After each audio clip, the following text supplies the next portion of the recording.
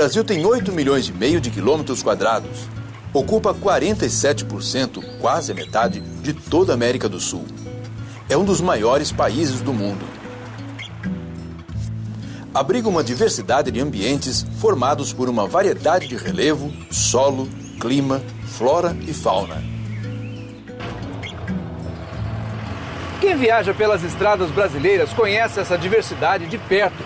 O Juarez já percorreu esse país de norte a sul, de leste a oeste, e daqui, da boleia do caminhão, ele conheceu várias regiões brasileiras e suas diferentes ocupações. O Brasil ele muda de estado por estado, a diferença é grande. Nessa natureza tão diversa, cada comunidade de planta e animais interage entre si e com o clima, o relevo, o solo e a hidrografia. É esse conjunto de vida que recebe o nome de bioma. O Brasil tem 7 biomas diferentes: Amazônia, Cerrado, Mata Atlântica, Caatinga, Pantanal, Costeiro e Campos Sulinos. Esse país é muito grande, né, Juarez? Tem muita estrada para andar. É totalmente diferente o sul do norte. E o sul é uma região muito bonita. Frio, né?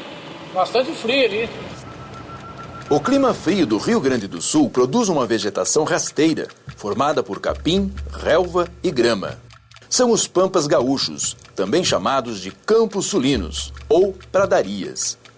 Com essa vocação natural, os pampas servem muito bem à pecuária.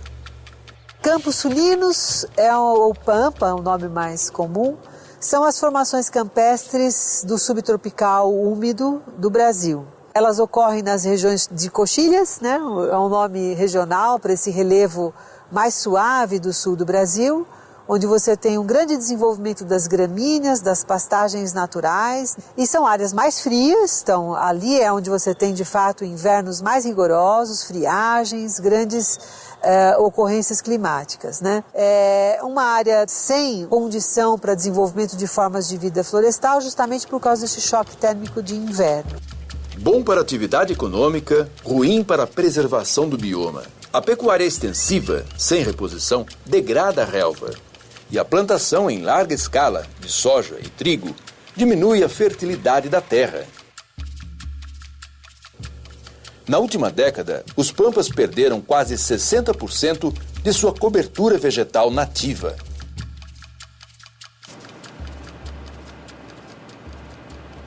A gente roda muito, mas depois a gente vem beirando a praia. Vai embora, beira-mar é muito bonito. Presente ao longo do litoral brasileiro, fica o bioma costeiro formado por manguezais e restingas. A vegetação de restinga cobre a praia em muitos pontos, de forma a fixar a areia, as dunas e estabilizar os solos dos manguezais. O ecossistema manguezal é uma formação muito singular nos ecossistemas costeiros, né? Ela é formada pela confluência de um ambiente onde há comunicação entre as águas continentais, as águas chamadas águas doces, e as águas marinhas, que são trazidas pela movimentação das marés. As vegetações típicas desses ambientes formam, por exemplo, bosques, né, que são chamados bosques de manguezais, onde você tem formações arbóreas. Então, nessa condição de contato entre esse ambiente salobro, esse ambiente das águas salgadas com as águas continentais, só alguns tipos de organismos conseguem sobreviver. As restingas têm uma constituição bastante frágil. Como estão localizadas em estreitas faixas paralelas à linha da praia, a sua vegetação sofre com a ocupação urbana das áreas litorâneas. O norte, por exemplo, vamos ser do Acre, que quando você fala Acre, você pensa em mato. Hoje é tudo transformado em fazendas. A Amazônia ocupa 49% do território brasileiro. É o maior bioma do país e a maior floresta tropical do mundo. Englobam Amazonas, Pará, Acre, Amapá, Roraima, Rondônia e parte do Tocantins, o Maranhão e Mato Grosso. Este bioma é formado por uma vegetação de grandes árvores, que podem chegar até 50 metros de altura.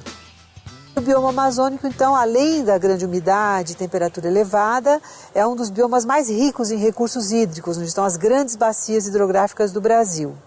Outra característica desse bioma é você ter uma grande variedade de tipos de solos que sustentam também essa vegetação. Você tem terrenos cuja a altitude é muito baixa. A dimensão da rica biodiversidade amazônica ainda é uma incógnita para os pesquisadores. Não se sabe o número exato de espécies da flora e da fauna. Tanta riqueza natural também está ameaçada. A floresta vem perdendo área para a agricultura, a pecuária e a mineração.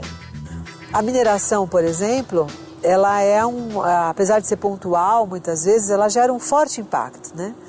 E nós temos, assim, áreas como o estado do Pará, por exemplo, que é um estado minerário, o seu PIB se sustenta por mineração e que tem fortes impactos sobre a floresta amazônica, sobre o desmatamento, né? Nós não temos nenhum bioma brasileiro não ameaçado pela prática agrícola, né? Porque o modelo de agricultura do Brasil, o modelo exportador de agricultura brasileira, ele se pautou pela supressão da cobertura nativa. O meio ambiente é sensibilidade de cada um, de todos, né? Depende um a um. Essa daqui é Mato Grosso. É uma região de milho, algodão, Grãos em geral. assim, grãos em geral. O Cerrado ocupa uma extensão de 2 milhões de quilômetros quadrados e é cortado por 3 grandes rios. É uma das maiores formações vegetais do país, com seus arbustos de galhos retorcidos e o clima bem definido. Predomínio da chuva no verão e tempo seco no inverno. Grande parte de sua área é explorada pela agricultura mecanizada e pecuária. O comércio de carvão vegetal é outro fator que contribui para o desmatamento. Até 2010, quase metade de sua área já tinha sido desmatada.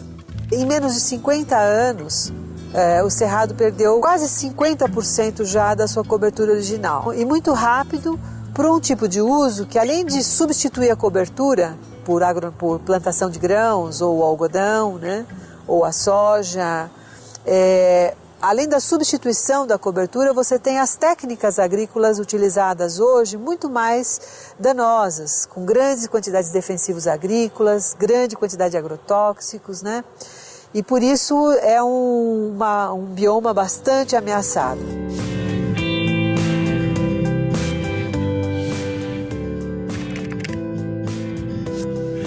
Nem Cerrado, nem Mata Atlântica. Nós estamos num local conhecido como Zona de Transição. É como se fosse uma fronteira entre um bioma e outro. Aqui a gente encontra várias espécies de animais e plantas típicas dos dois biomas. Qual que é a característica dessa zona de transição? A zona de transição seria assim, isso que nós estamos vendo agora. Desde o cerrado, que está uma vegetação baixa, ela vai crescendo aqui na baixada, que você vê que as árvores são maiores, e naquele extremo ali onde tem aquelas 2 ilhotas que sobraram, seria a Mata Atlântica, né? Então, na verdade, a vegetação ela está subindo. E se chover mais, a floresta provavelmente vai subir mais. Vai subir, vai ter uma dominância de floresta. Se você secar mais, na verdade, essa planta de cerrado tem adaptações para aguentarem essa seca. Então, nós estamos numa área de cerrado. Então, o cerrado dá para ver o seguinte: árvores mais baixas, né? Meio tortuosa, com a casca super grossa, que é uma proteção contra insolação, alguma proteção contra o fogo. Então ela é uma forma adaptada a esse tipo de solo, né?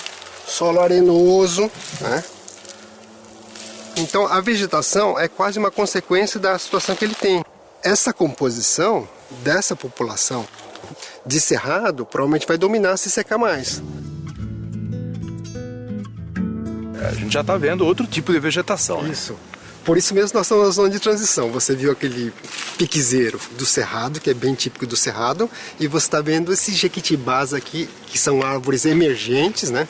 Enormes, ou seja, você viu que aqui tudo mudou, a umidade relativa mudou, a as árvores que você está vendo já tem uma outra composição, e até os mosquitinhos que você está vendo já é um outro tipo de elementos de Mata Atlântica. E a gente está razoavelmente perto do cerrado. Muito perto, nós andamos uma distância de menos de 10 quilômetros, né? Menos de 10 quilômetros, então nesse trecho de 10 quilômetros você tem todo esse gradiente do cerrado à Mata Atlântica estacional.